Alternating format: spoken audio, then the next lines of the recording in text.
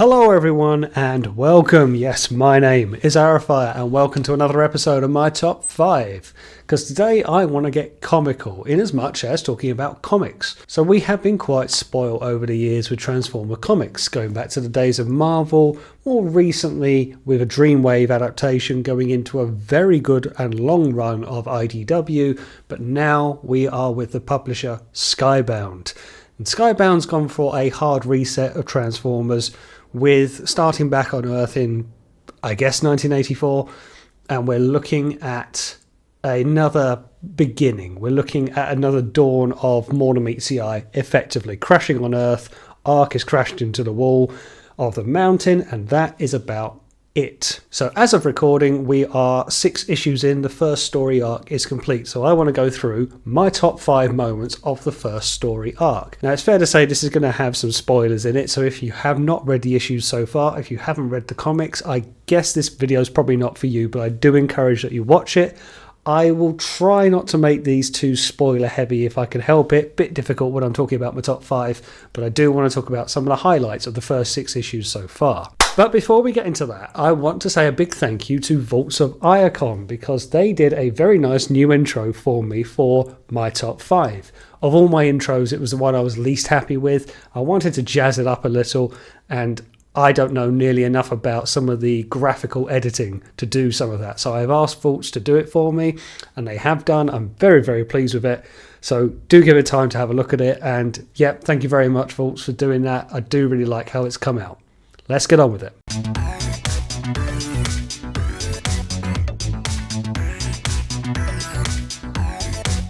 Arafire's top 5.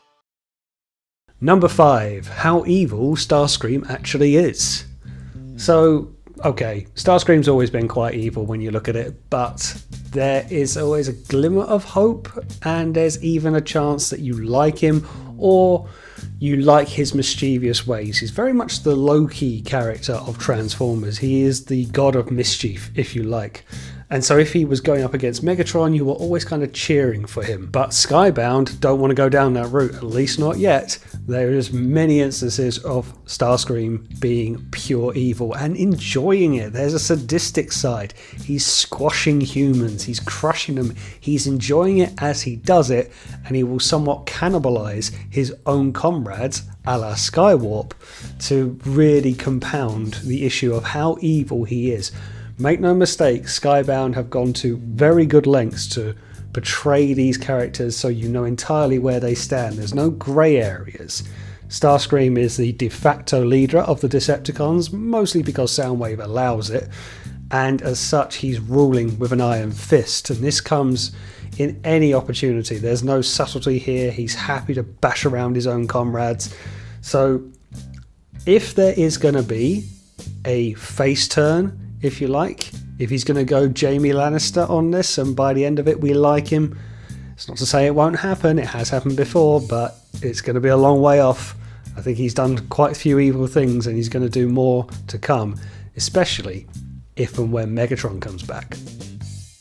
Number 4, introductions of limited cast members. So where I think this ties into, I guess, what the Beast Wars cartoon did. When you have small numbers either side to play with, that gives you more time to introduce them in a bit more of a grand stage feel, rather than having everyone available from the start. So when the Autobots and Decepticons are crashed, there isn't enough energon to bring them all back to life at once, and they do so sparingly.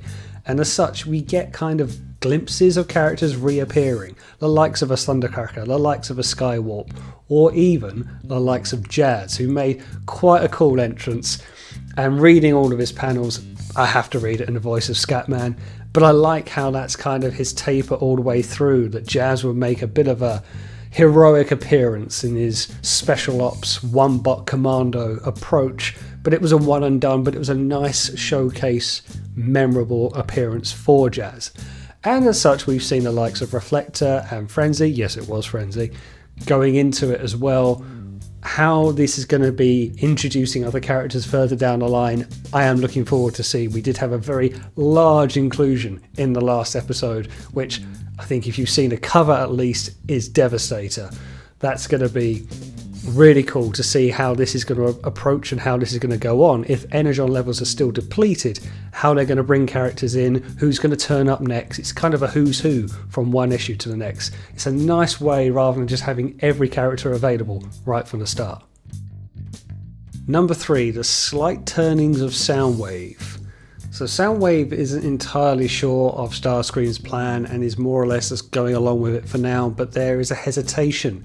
Even right up to the end of issue 6, Optimus tries to reason with him for a glimmer of hope that there's some kind of resolution there, which I wonder, and it's a stretch, in the end of IDW, Soundwave gets his retribution, his absolution, his atonement, and he gets to absolve himself of all of his past misdemeanors. And I wonder if that thread is just coming through into Skybound a bit.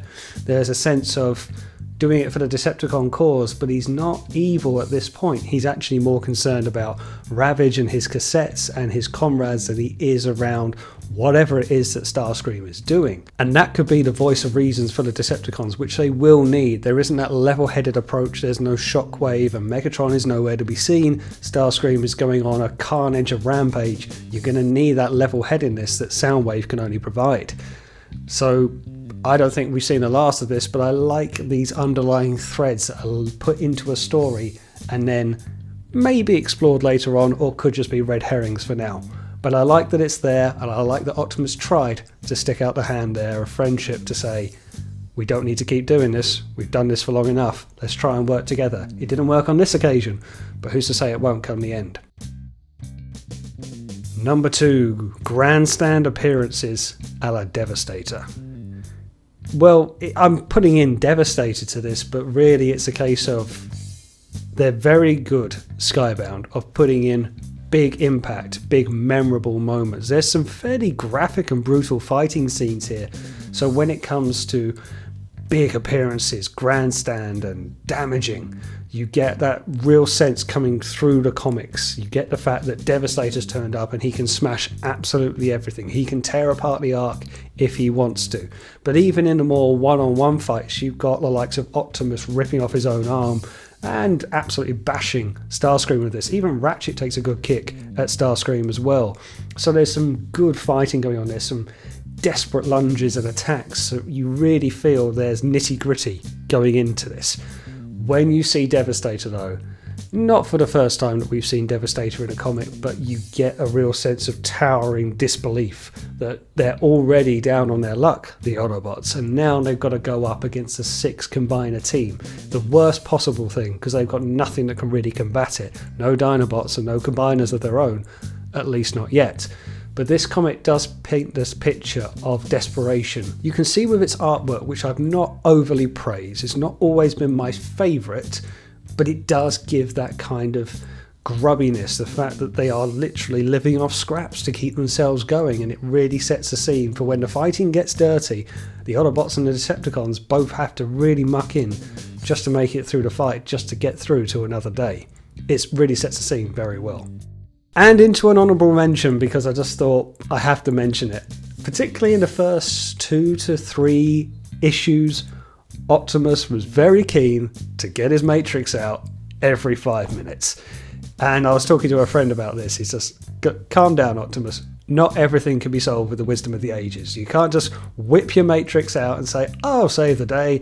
It doesn't always work, but he was very keen to do that in the first 1 or 2 episodes. And hey, look, don't get me wrong, we've seen it work before, but I think if you're going to do that every time, well, there's no point in the rest of the Autobots and Decepticons turning up if you're just going to open the wisdom of the ages and just have that solve all your problems. It's funny, when I keep kind of reading it, they don't quite point it out to be a joke. There's no dry humour a la IDW in that sense. But there is kind of a sense of, oh, here he goes, he's trying it again. It's just something I've looked at a few times and gone, nah, that's quite funny. But calm down a bit, Optimus, there'll be a time and place for that. And number 1, wearing your sworn enemy's biggest weapon. I mean, it's so simple, isn't it? We've seen the images by now, and we've seen people do their own adaptations with their own toys. Optimus, missing one arm that he willingly ripped off so he could bash some Decepticons around the head with it, decides to go to the scrap of his trader or of the Ark the finding Megatron's decapitated arm, because he's held up somewhere that's explored into another comic, that's for another day, and able to weld his nemesis's arm onto him so he can use Megatron's fusion cannon.